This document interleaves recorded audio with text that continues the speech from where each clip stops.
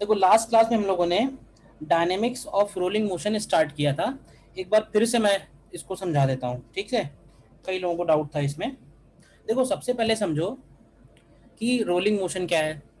तो देखो rolling motion एक तरह का कंबाइंड मोशन है। कंबाइंड मोशन जिसमें ट्रांसलेशन भी है और जिसमें रोटेशन भी है, पहली बात। ठीक। अब ट्रांसलेशन मोशन डिटरमिन होगा F equal to M A के हिसाब से, जिसमें हम सारे फोर्सेस सेंटर ऑफ मास पे ले सकते हैं। और रोटेशन मोशन डिस्कस होगा tau equal to I alpha के हिसाब से, जिसमें हम टॉर्क देखेंगे जिस पॉइंट के अबाउट बॉडी रोटेट कर रही है। अब रोलिंग मोशन एक ऐसा टाइप का कंबाइंड मोशन है जिसमें पॉइंट ऑफ कांटेक्ट स्लिप नहीं होता है, ये भी हम लोगों ने देखा। अब ये जो पॉइंट ऑफ कांटेक्ट है, अगर ये स्लिप नहीं हो रहा है जब हम इसके ऊपर फोर्स एफ लगा रहे हैं, तो इसका मतलब है ये रोल हो रहा है। इसी को हम लोग बोल रहे हैं रोल होना है। तो देखो रोलिंग है, ये पता कैसे चलेगा? तो मैंने कहा था कि तीन बातों में से कोई एक बात अगर लिखी हुई है तो पता चल जाएगा कि रोलिंग है। या तो लिखा हुआ है रोलिंग है, या फिर लिखा हुआ है कि there is no slipping. No slipping लिखा हुआ है, इसका मतलब भी वही है। और अगर लिखा हुआ है कि पॉइंट ऑफ कांटेक्ट पे सफिशिएंट फ्रिक्शन प्रेजेंट है, अगर सफिशिएंट फ्रिक्शन प्रेजेंट है तो भी हम बोलेंगे कि इन तीनों का मतलब है रोलिंग मोशन। और रोलिंग मोशन में पॉइंट ऑफ कांटेक्ट अगर स्लिप नहीं हो रहा है तो पॉइंट पी के लिए हम लोग कंडीशन बनाते हैं v equal to R omega होना चाहिए, यानी v और ओमेगा इस हिसाब से बैलेंस्ड होने चाहिए। तो रोलिंग मोशन एक तरह का बैलेंस्ड मोशन है, balance between translation and rotation. क्या बैलेंस होना चाहिए? तो ये इक्वेशन में बैलेंस होना चाहिए। अब अगर हम इसी इक्वेशन को डिफरेंशिएट कर दें तो हमको मिल जाएगा a equal to R alpha, यानी इनके एक्सीलरेशंस में रिलेशन मिल जाएगा, ये दोनों सेम ही पॉइंट हो गए।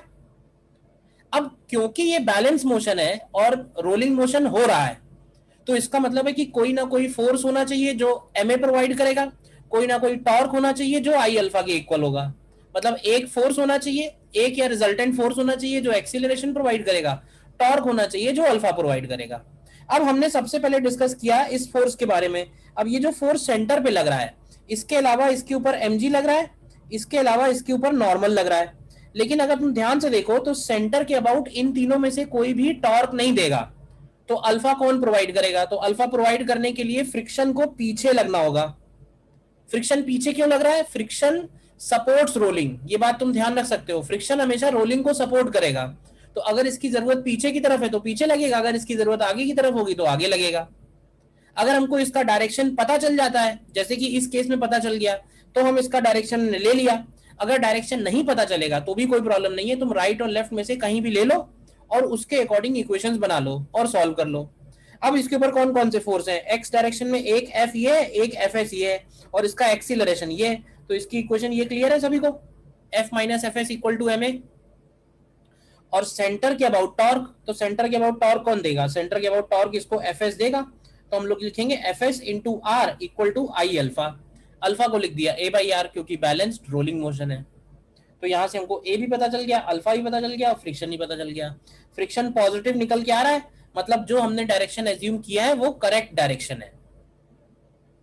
बताओ अब इसमें कोई डाउट है तो? फ्रिक्शन अपोजेस स्लिपिंग, ये बात तो मालूम है। फ्रिक्शन हमेशा चाहता है स्लिपिंग ना हो, और स्लिपिंग ना हो का मतलब रोलिंग होता है।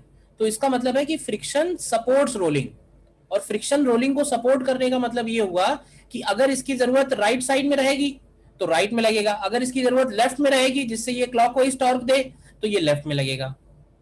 बेसिकली पॉइंट पी जो है, इसकी स्लिपिंग जिस डायरेक्शन में होगी उसके अपोजिट लगेगा। तो कुछ केसेस में हम इसका डायरेक्शन निकाल पाएंगे, जैसे कि इस केस में निकाल पाए, लेकिन हर केस में डायरेक्शन हम नहीं गैस कर पाएंगे इसका, तो उस केस में कहीं भी लेके आगे काम चला सकते हैं। अगला क्वेश्चन दूं मैं? ये तो क्लियर है, बोलो। तो जो भी बातें नेक्स्ट में अप्लाई करो, ठीक है।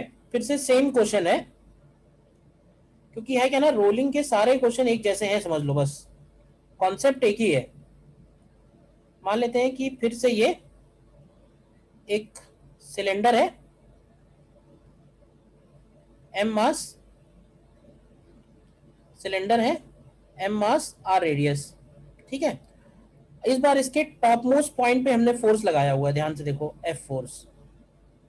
और इसका जो सरफेस है वो सफिशिएंटली रफ है।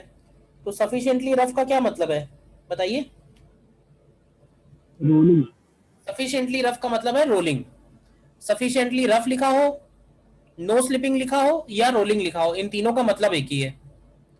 तो जरा इसमें हमको निकालना है find acceleration, find acceleration of centre of mass and friction force acting on it, and friction force acting on it. देखो करो ट्राई। देखो इसकी भी प्रोसीड करने का तरीका यही है। सबसे पहले ये पता चल गया कि रोलिंग हो रही है, तो पहला काम है इसका एक्सीलरेशन और अल्फा एज्यूम करना। तो हम लोग एक्सीलरेशन एज्यूम करेंगे राइट साइड में और अल्फा एज्यूम करेंगे क्लॉकवाइज। क्यों ऐसा करेंगे? क्योंकि जो बॉटम मोस्ट पॉइंट पी है वो रेस्ट पे रखना है, तो उसको रेस्ट पे रखने के लिए ए और अल्फा में ये रिलेशन होना चाहिए। पहला स्टेप हो गया। अब हमारे सामने क्वेश्चन ये उठेगा कि फ्रिक्शन कहाँ लग रहा है। नॉर्मल और एमजी तो कोई टॉर्क देंगे नहीं, देखो, तो वो तो बार बार डिस्कस करने का कोई मतलब नहीं है। हाँ, फ्रिक्शन इसका राइट में है या लेफ्ट में, उसके लिए जरा मुझे ये बताओ कि इस सिस्टम को एक्सीलरेशन कोई प्रोवाइड कर सकता है? कोई फोर्स है जो एक्सीलरेशन प्रोवाइड करे? तो हाँ है, ये जो एफ लग रहा है यही एक्सीलरेशन प्रोवाइड करने के लिए सफिशिएंट है। ठीक है, फोर्स की बात तो हो गई। अब बात करते हैं क्लॉकवाइज अल्फा की। तो ये बताओ अबाउट सेंटर, ध्यान से बताना मुझे, अबाउट सेंटर इस एफ का टॉर्क कैसा है? क्लॉकवाइज है एंटी क्लॉकवाइज है? क्लॉकवाइज है सर। क्लॉकवाइज है, यानी कि ये जो फोर्स एफ है ये अल्फा देने के लिए भी सफिशिएंट आ रहा है। क्यों भाई? यानी ये ट्रांसलेशन में भी यस सर। कर रहा है, साइमल्टेनियसली रोटेशन में भी कर रहा है। तो अब जरा पता करना थोड़ा डिफिकल्ट होगा कि जो फ्रिक्शन है वो कहाँ लगेगा। फ्रिक्शन रोटेशन को सपोर्ट करेगा या ट्रांसलेशन को?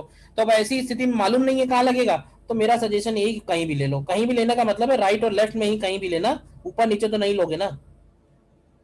राइट और लेफ्ट में कहीं भी ले लो। एफ मैंने पीछे बना दिया, ठीक है। अगर नहीं लग रहा होगा तो एफ की वैल्यू 0 हो जाएगी, क्योंकि ऐसा भी हो सकता है। तो अब जरा ये बताओ कि अगर हम सारे फोर्सेस सेंटर ऑफ मास पे दिखाएं, कौन कौन से फोर्स हैं? तो एफ सेंटर पे लग रहा है, एफ लग रहा है, नॉर्मल लग रहा है और mg लग रहा है। और एक्सीलरेशन किधर है? एक्सीलरेशन है टुवर्ड्स राइट। ये इसके सेंटर ऑफ मास का एफबीडी हो गया। क्या इक्वेशन बनेगा हॉरिजॉन्टल डायरेक्शन में, बताइए? क्या इसको f minus F S is equal to M A C M लिखेंगे? कोई डाउट किसी को? बताओ। अब आ जाते हैं रोटेशन में। रोटेशन में about centre of mass body rotate कर रही है, तो अबाउट सेंटर ऑफ मास जरा बताओ। f इधर की तरफ है, एफ एस इधर की तरफ है और अल्फा जो है वो क्लॉकवाइज है। देखो है। तो जरा इक्वेशन बनाओ, क्या बनेगी? अल्फा की वैल्यू ए बाई आर है। तो एफ का टॉर्क और एफ एस का टॉर्क, क्या दोनों टॉर्क सेम डायरेक्शन में है? चेक करो, दोनों ही क्लॉकवाइज है। तो इसको लिखेंगे F into R plus F S into R equal to I alpha. I मतलब M R square by two, alpha मतलब ए बाई आर। तो दूसरी इक्वेशन आएगी F plus F S is equal to M A by two. A को A ही लिखते हैं, ए C M नहीं लिखते हैं, तो ऊपर भी ए ही लिख दो सिर्फ, ठीक है ना। तो अब जरा इन दोनों इक्वेशन को सॉल्व करो फ्रॉम 1 एंड 2, 1 एंड 2। तो अगर दोनों इक्वेशंस ऐड करोगे तो तुमको मिलेगा 2f इक्वल टू 3ma/2। तो करेक्ट बताया था, एक्सीलरेशन आ रहा है 4f अपॉन 3m। कोई डाउट नहीं है इसमें, बोलिए। ठीक है। और एफ एस निकालो जरा। तो एफ एस की वैल्यू आएगी ma/2 माइनस एफ। अब अगर हम ma/2 करें तो क्या ये 2f अपॉन 3 आएगा और माइनस एफ। तो यहां से देखो एफ एस की वैल्यू माइनस एफ बाई 3 आ रही है। तो माइनस आने का क्या सिग्निफिकेंस होगा, बताओ? अपोजिट डायरेक्शन में माइनस आने का राइट सिग्निफिकेंस हैंड साइड लगेगा। कि हम लोगों ने इसको लेफ्ट में एज्यूम कर लिया था क्योंकि अनसर्टेन था, ये लग राइट में रहा है, ठीक है ना। तो ये बात नीचे नोट कर लेना कि negative sign indicates that friction is acting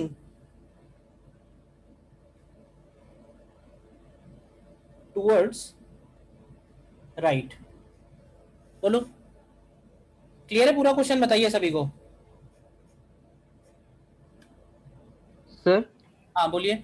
ये ठीक तो है, बट हम स्टार्टिंग से भी तो ये गेस कर सकते थे, क्योंकि सर एफ जो है उसको सर्कुलेट करने के लिए तो सफिशियंट है, बट उसको आगे ले जाए उसके लिए वो तभी सफिशियंट होगा जब फ्रिक्शन लगेगा।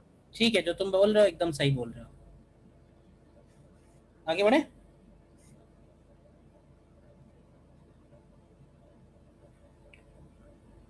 सर अगर पिछले वाले क्वेश्चन में सर राइट में लग रहा है तो मतलब फोर्स जो है वो ट्रांसलेशन मोशन को ज्यादा सपोर्ट करेगा।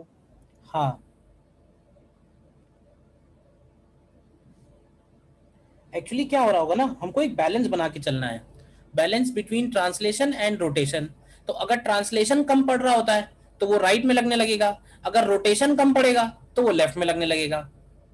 अब बात सिर्फ इतनी है कि हम लोग क्या उसको देख के गैस कर पाएंगे कि क्या ज्यादा है। अगर गैस कर पा रहे हो तो बहुत अच्छी बात है, और नहीं कर पा रहे हो तो एज्यूम करके आगे बढ़ जाओ। बस दोनों बातें बता दी मैंने, अब इससे ज्यादा क्या आसान बताऊं।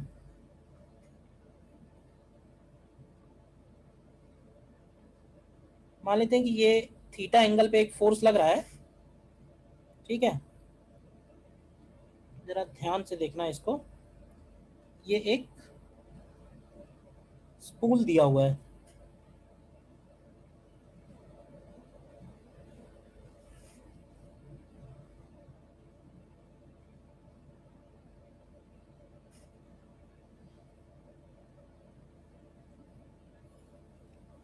ये स्मॉल आर रेडियस है, ये कैपिटल आर रेडियस है, और ये सफिशिएंटली रफ सरफेस है, और ये एक स्पूल है जिसका कैपिटल एम मास हो गया, स्मॉल आर अंदर वाला रेडियस, कैपिटल आर बाहर वाला रेडियस, और मोमेंट ऑफ इनर्शिया इसका आई दिया हुआ है, ठीक है। Now what is spool? Spool बताओ, स्पूल समझ में आया? Yes sir. नहीं सर। स्पूल मतलब दो एग्जांपल है मेरे पास। एक तो वो सिविंग मशीन का, स्विंग मशीन में जो वॉबिन पड़ता है जिसके अंदर बीच में थ्रेड लपेटा होता है, वो वॉबिन बोल सकते हो। या फिर वो पतंग उड़ाने वाली जो चरखी होती है वो तो देखी होगी, ठीक है ना। तो उसके जो बाहर वाले दो चक्के हैं वो थोड़े बड़े रेडियस के हैं, और जो थ्रेड लपेटा हुआ है वो अंदर वाले पे लपेटा हुआ है, समझे। और हम उस थ्रेड को खींच रहे हैं थीटा एंगल पे एफ फोर्स लगा के, और उसको रखा हुआ है हमने एक सफिशिएंटली रफ सरफेस पे, जिससे कि स्लिपिंग नहीं होगी। तो हमें इसका एक्सीलरेशन बताना है। अभी समझ में आया क्या स्पूल है? स्पूल क्या मतलब हुआ? Yes sir. तो क्वेश्चन है find acceleration of centre of mass of spool. Try करोगे? प्रोसेस एग्जैक्टली सेम है, कुछ और नहीं करना है, बस जितनी बातें बताई बस वही वही लगानी है। इस केस में अब देखो फोर्स इधर की तरफ राइट साइड में लग रहा है, लेकिन क्या होगा ना कि इस बॉडी, इस पर्टिकुलर केस में थीटा पे डिपेंड करेगा कि ये जो स्पूल है ये आगे की तरफ एक्सीलरेट होगा या पीछे की तरफ एक्सीलरेट होगा। तो थीटा पे क्योंकि डिपेंड करेगा तो हम फिलहाल कुछ भी एज्यूम कर सकते हैं। तो इसके सेंटर का एक्सीलरेशन हम लोग आगे एज्यूम कर लेते हैं। तो सपोज ये ए एक्सीलरेशन से आगे जा रहा है और ये बॉडी अल्फा से घूम रही है। अब जरा सबसे पहले मुझे ये बताओ कि alpha equal to A by क्या लिखना चाहिए, कैपिटल आर या स्मॉल आर? बोलो। कैपिटल है। Capital R. Capital R capital लिखेंगे, आर से। बताओ जरा क्यों कैपिटल आर लिख रहे हैं, ए बाई कैपिटल आर क्यों लिख रहे हैं? क्योंकि सर रोटेट करेगी तो बॉडी ही करेगी ना सर। तुम तो बोलो ही नहीं, बाकी कोई और कुछ कुछ बोले। कांटेक्ट बड़े वाले ग्राउंड से है ना। हाँ, पॉइंट ऑफ कांटेक्ट ये वाला है पी पॉइंट, तो पी पॉइंट को हम जब रेस्ट पे रखने की कंडीशन लगाएंगे तो V equal to capital R omega आएगा, जिसको डिफरेंशिएट करेंगे तो A equal to capital R alpha आएगा, क्योंकि पी पॉइंट कांटेक्ट में है, ठीक। अब आते हैं फ्रिक्शन। अब क्योंकि फ्रिक्शन भी इसमें मालूम नहीं है तो मैंने कहा कहीं भी ले लो, उससे क्या ज्यादा फर्क पड़ने वाला है। तो फ्रिक्शन हमने पीछे की तरफ एज्यूम कर लिया है, ध्यान से देखो, ठीक। नॉर्मल और एमजी पहले भी कोई टॉर्क नहीं दे रहे थे, अभी भी कोई टॉर्क नहीं दे रहे हैं, वर्टिकल में लग रहे हैं। तो अब जरा इसके सेंटर ऑफ मास पे लगने वाले सारे फोर्सेस बताओ कौन कौन से हैं। तो ध्यान से देखो, एमजी नीचे की तरफ लगेगा, नॉर्मल ऊपर की तरफ लगेगा, एफ जो है वो इधर की तरफ लग रहा है थीटा एंगल पे, और फ्रिक्शन जो है ये पीछे की तरफ लग रहा है। और इसका एक्सीलरेशन किधर एज्यूम किया हम लोगों ने? तो एक्सीलरेशन इसका राइट साइड में एज्यूम किया है। तो ये सेंटर ऑफ मास हो गया, सारे फोर्सेस सेंटर ऑफ मास पे ले लिए एज ए पॉइंट मास। तो हॉरिजॉन्टल में क्या इक्वेशन बनाओगे? हॉरिजॉन्टल बनेगा F cos theta minus F S is equal to M into A. F cos theta minus F S is equal to M into A. ये clear है? ये बनाइए मैंने pure translation. This is pure translation, ठीक है। Then pure rotation की बात करें अगर हम लोग, तो प्योर रोटेशन में कौन कौन से फोर्सेस हैं इसके ऊपर जो इसको टॉर्क प्रोवाइड करेंगे? ध्यान से बताना जरा। तो एक इस पे फ्रिक्शन लग रहा है जो इधर लग रहा है पॉइंट पी पे, और एक उसके ऊपर एफ लग रहा है। देखो ध्यान से, एफ इधर की तरफ लग रहा है, ठीक है। ये इसका सेंटर हो गया, देखो। और अल्फा इसका कैसा है? क्लॉकवाइज है या एंटी क्लॉकवाइज है? क्यों भाई? अल्फा हम लोगों ने जो एज्यूम किया है वो क्लॉकवाइज एज्यूम किया है। तो ये बताओ अबाउट सेंटर ऑफ मास इसके ऊपर टॉर्क क्या बनेगा? बताएगा कोई? About centre of mass torque F into small R. इसमें से किसका टॉर्क सब्ट्रैक्ट होगा, ऐड होगा, क्या होगा बताओ? सर एफ एस बड़ा होगा और एफ क्या लिखेंगे? कैपिटल एफ एस छोटा होगा। बताओ क्या लिखना चाहिए? F S capital R minus F small R is equals to I alpha. Very good. F S capital R minus F small R is equal to I alpha. I को I रखते हैं, alpha की जगह A by capital R. देखो equation 2 आ गई। अब इसको तुम इक्वेशन 2, एक काम करो, इक्वेशन 2 कैपिटल आर से डिवाइड करने के बाद बना दो। तो F S minus capital F R by capital R equal to I A upon R square. ये बना दो इक्वेशन 2। अब तुम इक्वेशन 1 और 2 ऐड कर दो, देखो हो गया। 1 और 2 ऐड करोगे तो आएगा F bracket cos theta minus R by R equal to capital M plus I by R square into A. तो ए की वैल्यू आ जाएगी F bracket cos theta minus small R by capital R divided by M plus I by R square. तो ये इसका acceleration आया है centre of मास का। और ध्यान से चेक कर सकते हो कि ये जो एक्सीलरेशन है ये कंडीशनल है। कंडीशनल का मतलब ये है कि कॉस थीटा अगर आर बाई आर से बड़ा है तो ये वैल्यू पॉजिटिव है, और अगर cos theta R by R से छोटा है तो ये वैल्यू नेगेटिव आ रही है। तो नेगेटिव आने का मतलब है कि तब वो राइट में नहीं जाएगा, तब वो लेफ्ट में एक्सीलरेट हो रहा होगा, और अल्फा का डायरेक्शन भी पलट जाएगा, अल्फा क्लॉकवाइज से एंटी क्लॉकवाइज हो जाएगा। देखो बताओ क्या डाउट है इसमें?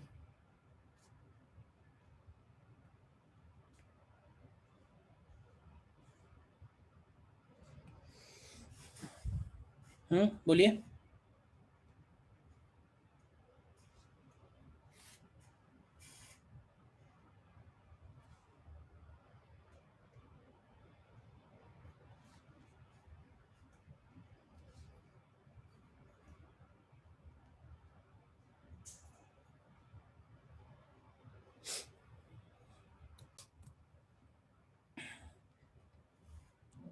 देखो जरा एक छोटा सा एग्जांपल बताना।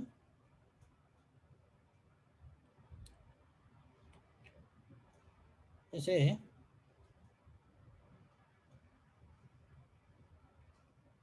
मान लेते हैं कि एक स्मूथ सरफेस है और ये डिस्क है एम कॉमा आर, ठीक है।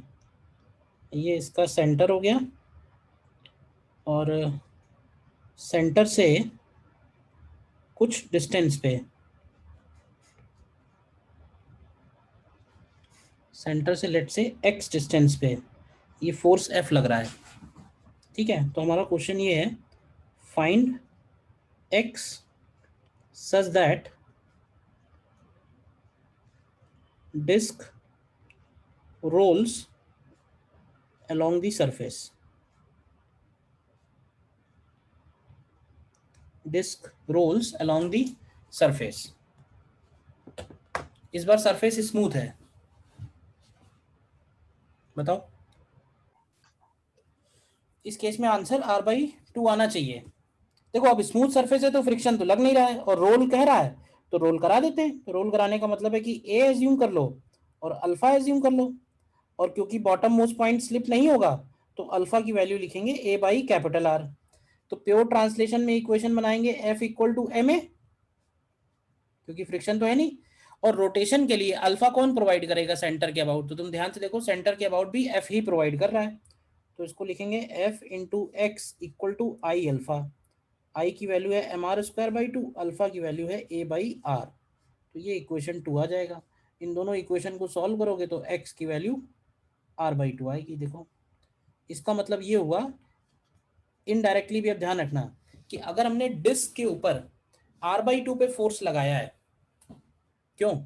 तो बिना किसी फ्रिक्शन के रोलिंग हो रही है। क्यों? क्योंकि r/2 वो पॉइंट है जिस पॉइंट पे बॉडी को मिलने वाला टॉर्क और बॉडी को मिलने वाला फोर्स, वो दोनों इस तरह से लग रहे हैं कि A equal to R alpha maintain हो रहा है। बात समझ में आई? और अगर A equal to R alpha maintain हो रहा है पहले से ही, तो फ्रिक्शन क्यों लगेगा? इवन अगर हम r/2 पे फोर्स लगाएं और रफ सरफेस हो तो भी फ्रिक्शन नहीं लगेगा। बात समझ में आ गई? तो इसका मतलब है कि हर ऑब्जेक्ट पे ऐसा कोई पॉइंट जरूर एग्जिस्ट करेगा। मुझे कोई बताएगा कि अगर मैं सॉलिड स्फीयर लूं और उसके ऊपर यही सेम काम करें तो सॉलिड स्फीयर के लिए एक्स क्या आएगा? बोलो। सेम काम अगर सॉलिड स्फीयर के लिए करा जाए और उसके लिए हमें एक्स निकालना हो जिससे वो पॉइंट स्मूथ सरफेस पे भी रोलिंग करे, तो सॉलिड स्फीयर के लिए एक्स कितना आएगा? बताओ डायरेक्ट। 2r/5। 2r/5 आएगा। तो हर सर्कुलर बॉडी पे एक पॉइंट ऐसा जरूर होगा कि अगर हम उस पॉइंट के अबाउट फोर्स लगा रहे हैं तो वो बिना किसी फ्रिक्शन के रोलिंग कर रही है। अब समझना एक और बात, अब यहाँ पे हम एक रिजल्ट लिख सकते हैं, पर जरूरी नहीं है कि तुम सब रिजल्ट ध्यान ही रखो, अपना दिमाग लगाओ। जो तुम्हें समझना जरूरी है, याद रखना जरूरी नहीं है। अब मैं ये कह रहा हूँ कि जैसे मान लेते हैं कि डिस्क है और डिस्क को रखा हुआ है रफ सरफेस पे, डिस्क को रखा हुआ है रफ सरफेस पे, और अगर हम x डिस्टेंस पे फोर्स लगा रहे हैं तो डिपेंडिंग ऑन x, समझना ध्यान से, अगर x का वैल्यू r/2 से कम होगा देन fs विल एक्ट। बताओगे आगे क्या फिल करना चाहिए, फॉरवर्ड या बैकवर्ड? बैकवर्ड। की वैल्यू r/2 से ज्यादा है देन fs विल एक्ट। बात समझ में आई? क्योंकि अगर f की वैल्यू x की वैल्यू r/2 हो गई तब तो फ्रिक्शन लग ही नहीं रहा है। अब समझो अगर हमने r/2 से कम कर दी वैल्यू, तो x अगर r/2 से कम करेंगे तो क्या कम पड़ जाएगा? फ्रिक्शन फोर्स कम पड़ेगा कि टॉर्क कम पड़ेगा? टॉर्क कम पड़ेगा, और टॉर्क क्लॉकवाइज प्रोवाइड करने के लिए फ्रिक्शन किधर लगना चाहिए? तो टॉर्क क्लॉकवाइज अगर कम पड़ गया तो फ्रिक्शन लगना चाहिए पीछे की तरफ। बात समझ में आई? तो पहले वाले केस में फ्रिक्शन विल एक्ट बैकवर्ड्स, और अगर हम x की वैल्यू r/2 से ज्यादा रखते हैं तो टॉर्क ज्यादा हो जाएगा, तो उतना ज्यादा टॉर्क काउंटर बैलेंस करने के लिए फ्रिक्शन को आगे लगना पड़ेगा जिससे वो मोशन को बैलेंस कर पाए। तो ये भी एक तरीका है गैस करने का कि फ्रिक्शन कहां लग रहा होगा। बताओ ये पॉइंट समझ में आया क्या? Yes sir. ठीक है ना? हालांकि ऐसा नहीं है कि फ्रिक्शन का डायरेक्शन जब पता चलेगा तभी हम क्वेश्चन आगे बढ़ा सकते हैं। क्वेश्चन हम आगे बढ़ा सकते हैं बिना फ्रिक्शन के डायरेक्शन के, बाद में भी कैलकुलेट होके आ सकता है। अच्छा, इसमें एक बात और नोट करके लिख लो, kinetic energy of a system in combined motion. तो देखो काइनेटिक एनर्जी ऑफ सिस्टम का एक फॉर्मूला हम लोगों ने पहले भी पढ़ा था, kinetic energy of centre of mass plus kinetic energy of system with respect to centre of mass. याद है नहीं याद है? जिसमें इसको हमने बोला था हाफ m VCM², और इसको और एक नाम दिया था, क्या नाम दिया था इसको? Bulk energy. और ये पार्ट हम लोगों ने बोला था इंटरनल एनर्जी, याद है कि नहीं याद है? अब क्या है कि अगर रोलिंग का केस है तो रोलिंग के केस में क्या होगा कि ये वाला जो पोर्शन है, काइनेटिक एनर्जी ऑफ सिस्टम अगर लिखेंगे तो ये हो जाएगा kinetic energy of centre of mass which is half M VCM square and plus half ICM omega square. क्योंकि अगर हम सेंटर ऑफ मास पे बैठ जाएंगे तो सेंटर ऑफ मास पे बैठ के बॉडी सिर्फ रोटेट होते हुए नजर आएगी, यानी कि प्योर ट्रांसलेशन। तो ये कहलाती है, this is called translational kinetic energy and this is called rotational kinetic energy. तो ट्रांसलेशनल और रोटेशनल दोनों काइनेटिक एनर्जीज का अगर हम सम कर दें तो हमको सिस्टम की टोटल काइनेटिक एनर्जी मिल जाती है। ठीक है ना? यानी पहले जिसको हम लोग इंटरनल एनर्जी बोलते थे, रोटेशन के केस में वो रोटेशनल काइनेटिक एनर्जी है with respect to centre of mass. ठीक है?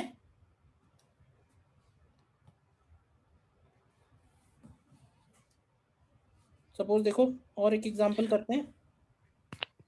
मीन सर कहीं पर भी कुछ भी होगा तो उसमें बल्क एनर्जी कांस्टेंट ही रहेगी। अरे यार पता नहीं तुम कहाँ चले जाते हो, ऐसा डाउट पूछ देते हो, क्या बोले बताओ, हम इसका जवाब ही नहीं दे पाएंगे तुम्हारी ऐसे क्वेश्चन का कि कहीं पे भी कुछ भी हो जाए बल्क एनर्जी कांस्टेंट रहेगी। क्या जवाब दूं इसका? मैं यस बोलूं कि नो बोलूं?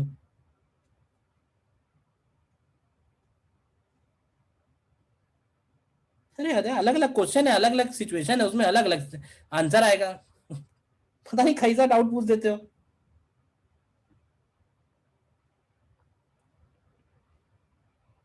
तो अपना माइक बंद रखा करो जितने टाइम लेक्चर चला करे, लास्ट में एकदम झोंका करो सारी बकवास बातें, तो सही रहेगा।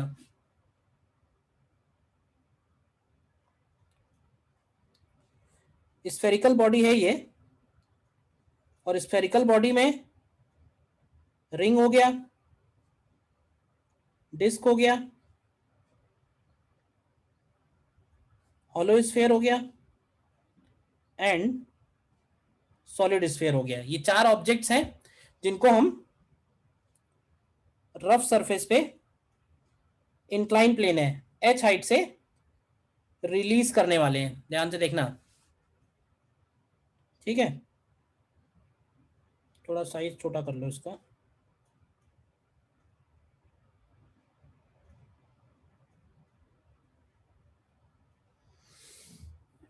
ठीक है, रेस्ट से रिलीज कर रहे हैं।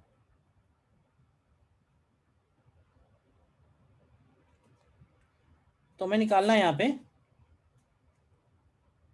अरेंज देम इन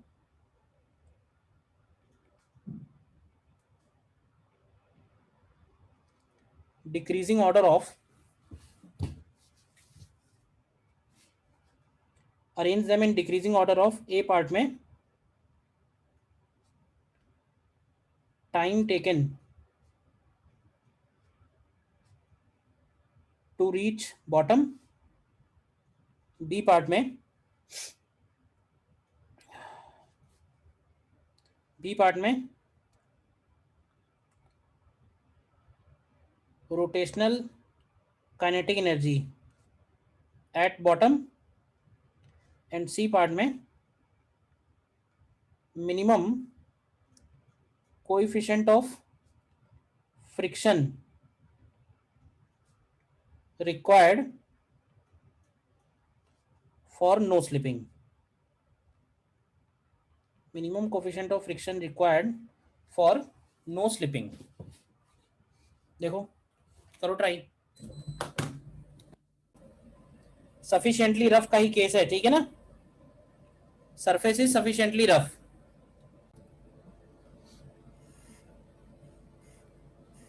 हाँ बनाया इसमें कुछ एपीडी फोर्सेस अगर दिखाओगे तो इधर की तरफ हो गया लेट से mg cos थीटा, इधर की तरफ हो गया mg sin थीटा। देखो mg cos theta, mg sin theta, और कौन कौन से फोर्स बताओ? और इसके ऊपर नॉर्मल हो गया, नॉर्मल इधर की तरफ हो गया। ठीक है, अब ये नीचे की तरफ रोल करता हुआ आ रहा है, तो एक्सीलरेशन किधर एज्यूम करेंगे इसका, बोलो। सेंटर का एक्सीलरेशन, सेंटर का एक्सीलरेशन इधर की तरफ एज्यूम होगा, नीचे की तरफ। और अल्फा किधर एज्यूम होगा, क्लॉकवाइज या एंटी क्लॉकवाइज। तो अल्फा भी ध्यान से चेक करोगे तो मिलेगा अल्फा क्लॉकवाइज एज्यूम करेंगे। अल्फा की वैल्यू लिखेंगे A/R। फ्रिक्शन किधर लगेगा इस केस में, पीछे से हाँ, backwards up the incline. Friction इसमें अप द इंक्लाइन लगेगा। कोई डाउट इतना करने में, पहले बताओ। यहाँ तक, यहाँ तक जो लिखा है उसमें कोई डाउट है तो बताओ। तो अब तुम अलोंग द इंक्लाइन फोर्सेस की इक्वेशन बनाओ। अलोंग द इंक्लाइन फोर्सेस की इक्वेशन बनेगी mg sin theta minus fs is equal to ma। ये हो गई इक्वेशन 1। और सेंटर के अबाउट अगर टॉर्क की इक्वेशन बनाओगे तो fs का बनेगा, उसको लिखेंगे fs into R equal to I. अब क्योंकि अलग अलग बॉडी है, बार बार तो सॉल्व करेंगे नहीं, तो एक काम करेंगे, आई को लिख देते हैं kmr²। k का वैल्यू सबके लिए अलग अलग है, आई को मैंने kmr² लिख दिया। जैसे रिंग के लिए k का वैल्यू 1 हो जाएगा, रिंग के लिए k का वैल्यू 1 हो जाएगा, डिस्क के लिए k का वैल्यू 1/2 हो जाएगा, होलो स्फीयर के लिए k का वैल्यू 2/3 हो जाएगा, और सॉलिड स्फीयर के लिए k का वैल्यू 2/5 हो जाएगा। k अलग अलग है, तो kmr² इंटू अल्फा, अल्फा मतलब A/R। तो इन दोनों से जरा ऐड करो, एक्सीलरेशन बताओ कितना आता है। तो एक्सीलरेशन सॉल्व करोगे तो आएगा g sin theta upon 1 + k। और फ्रिक्शन भी निकाल लो कितना आएगा, फ्रिक्शन की वैल्यू कितनी आएगी, क्यों भाई, फ्रिक्शन kma आएगा। तो ये आ जाएगा k times mg sin theta upon 1 + k, ये फ्रिक्शन आ गया। तो अब ये बताओ कि किसको टाइम सबसे कम लगेगा, किसको टाइम सबसे ज्यादा लगेगा। सर सबसे ज्यादा रिंग को लगेगा, उसके बाद हॉलो स्फीयर, फिर डिस्क, फिर सॉलिड स्फीयर। ठीक है, निकालो। एक्सीलरेशन अगर तुम देखोगे तो जिसका k का वैल्यू ज्यादा है उसका एक्सीलरेशन कम होगा, और एक्सीलरेशन कम होने की वजह से उसको टाइम भी ज्यादा लगेगा। तो हमें डिक्रीजिंग ऑर्डर में लिखना है, तो डिक्रीजिंग ऑर्डर में टाइम सबसे ज्यादा लगेगा रिंग को, क्यों भाई। फिर रिंग के बाद कौन आएगा, रिंग के बाद होगा हॉलो स्फीयर, हॉलो स्फीयर के बाद होगा डिस्क, और सबसे कम टाइम लगेगा सॉलिड स्फीयर को। बताओ क्लियर है क्वेश्चन या नहीं। Yes sir.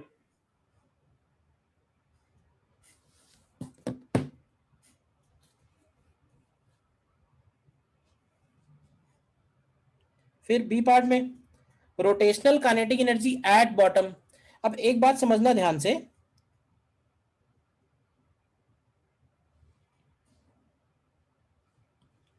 जब ये बॉटम पे आएगा ना,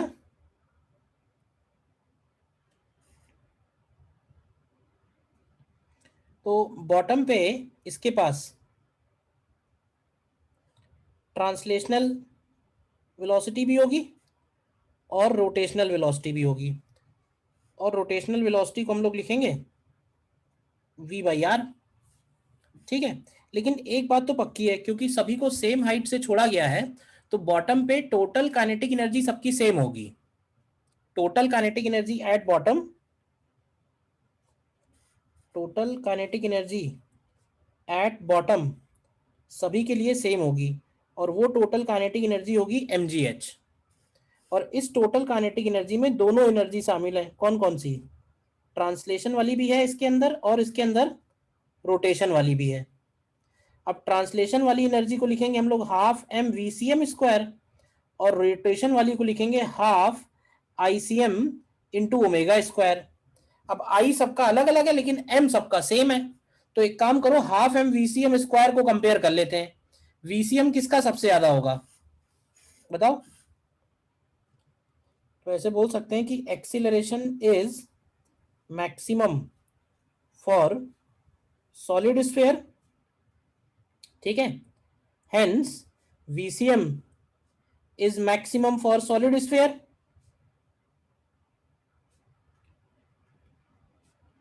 तो यहीं से सामने आएगा, hence kinetic energy rotation is minimum for solid sphere, यानी फिर से उसी तरह का रिलेशन बन जाएगा, मिनिमम फॉर सॉलिड स्फीयर। बोलो, सेम यही रिलेशन आ जाएगा।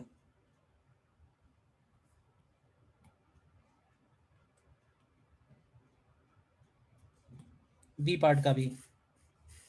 फिर सी पार्ट में एफ एस की वैल्यू क्या है? एफ एस की वैल्यू है के M G sine theta upon 1 + k। अब बिना स्लिपिंग के रोलिंग हो जाए तो एफ एस को जो है हम म्यू एन के इक्वल कर दें, और एन की वैल्यू है एम जी कॉस थीटा। तो यहां से तुम देखो ध्यान से, म्यू का वैल्यू आ जाएगा के टेन थीटा अपॉन 1 + k। इसको इस तरह से लिख लो, टेन थीटा अपॉन 1 + 1/k। देखो, तो अब क्या लगता है, म्यू की रिक्वायरमेंट किस बॉडी के लिए सबसे ज्यादा है? म्यू की रिक्वायरमेंट किस ऑब्जेक्ट के लिए सबसे ज्यादा है? बोल सकते हैं जिसके लिए के सबसे ज्यादा होगा। Yes sir. और के सबसे ज्यादा रिंग का है, तो फिर से वही फॉर्मूला बन जाएगा, फिर से वही चीज आ जाएगी, मतलब रिजल्ट सेम आया, बट निकाला कैसे है उसमें कोई डाउट है तो बताओ। पूरा क्वेश्चन देखो ध्यान से, कोई भी स्टेप में डाउट है तो बताइए। देखो, इसमें एक सिंपल क्वेश्चन है, बट बहुत कंफ्यूजन वाला क्वेश्चन है, मतलब लोगों को कंफ्यूजन होता है, तो देख लेते हैं ये क्वेश्चन जरा। देखो, एक ऑब्जेक्टिव क्वेश्चन है, सीधा सीधा पढ़ो इसको, बताओ इसका आंसर क्या होगा।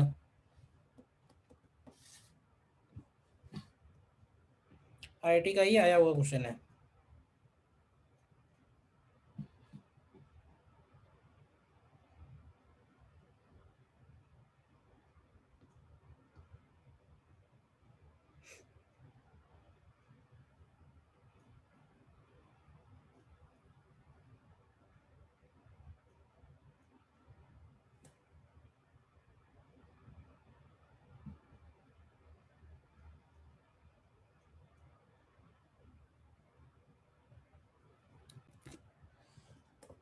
आंसर इसका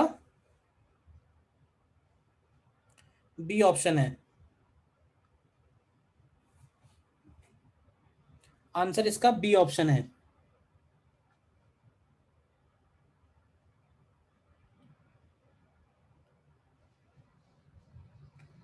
और क्यों बी ऑप्शन है, तो इसके बारे में मैं बस एक ही लाइन बोल सकता हूं कि फोर्सेस नहीं है कि फोर्सेस बॉडी का वेलोसिटी कौन से डायरेक्शन में है। फोर्सेस तो वैसे ही लगते हैं ना भाई, एम जी कॉस थीटा इधर की तरफ लगेगा, एम जी साइन थीटा इधर की तरफ लगेगा, ठीक है। नॉर्मल ऊपर की तरफ होगा, बोलो, और फ्रिक्शन पीछे की तरफ होगा, जिसकी वजह से इसका जो सेंटर का एक्सीलरेशन है, सेंटर का एक्सीलरेशन ए डाउनवर्ड आएगा और अल्फा क्लॉकवाइज आएगा। अब ये जो मैंने बनाया हुआ है, इसका इस बात से कोई मतलब नहीं है कि ये नीचे की तरफ आ रहा है या ऊपर जा रहा है, फोर्सेस तो यही रहेंगे ना। बोलो कुछ, हाँ या ना। बॉडी के ऊपर फोर्सेस थोड़े ना बदल जाएंगे, बॉडी अगर ऊपर जा रही है और नीचे जा रही है तो फोर्सेस तो यही लगेंगे ना। यस हाँ, सर। अगर ये नीचे आ रही होगी तो एक्सीलरेट होगी, और अगर ये ऊपर जा रही होगी तो डेसिलरेट होगी, बस इतनी बात है। तो फ्रिक्शन दोनों ही केस में अप द इंक्लाइन लगेगा। बोलिए। Yes sir. Yes sir.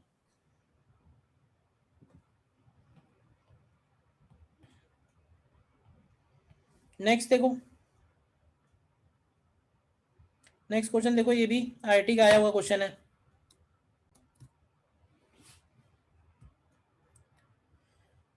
इस केस में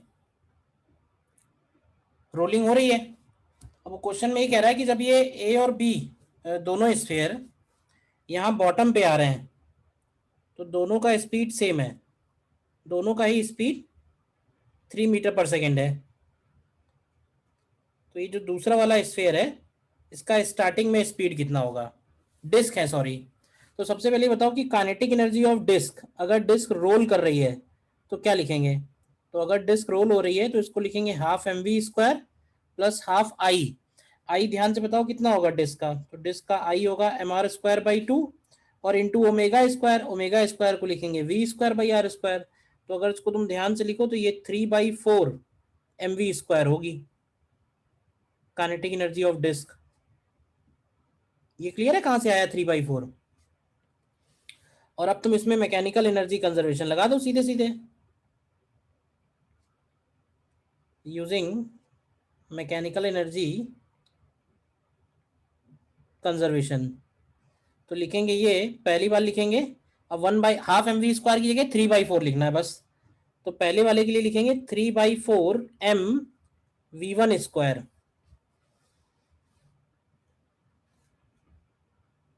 नहीं, बॉटम पे स्पीड सेम है, कितनी है वो नहीं दिया हुआ, ठीक है कोई बात नहीं। तो अगर बॉटम पे स्पीड सेम है तो इसका मतलब कि स्टार्टिंग में भी उनका एनर्जी सेम होगा, क्यों भाई।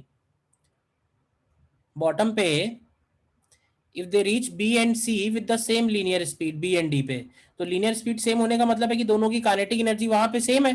तो स्टार्टिंग में उनकी काइनेटिक प्लस पोटेंशियल का सम बराबर होना चाहिए।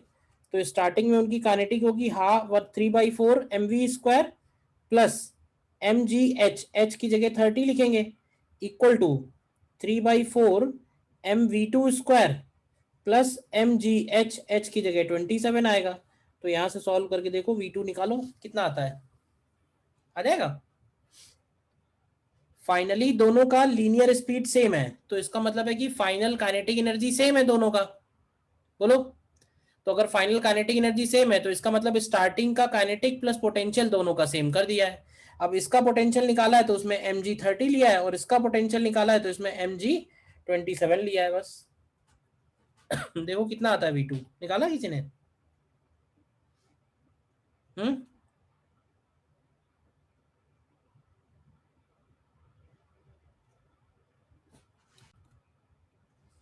V2 का वैल्यू 7 आना चाहिए। क्वेश्चन क्लियर है ना।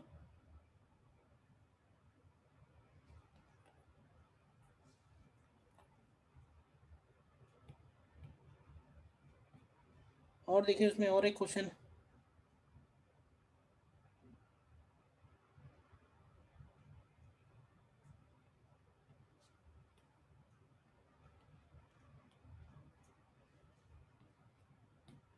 देखो नेक्स्ट क्वेश्चन, अच्छा क्वेश्चन है ये, देखो जरा ध्यान से। इसमें कह रहा है carpet of mass capital M is made of inextensible material and is rolled along its length in the form of a cylinder of radius r and is kept on a rough floor। मतलब ये एक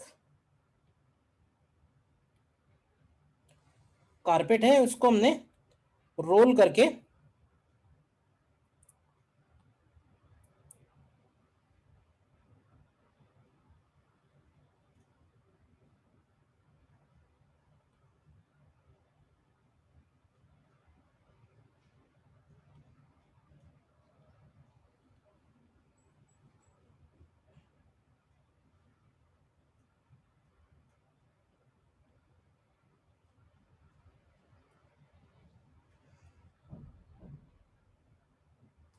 ठीक है ना, पूरा role करके रखा हुआ है।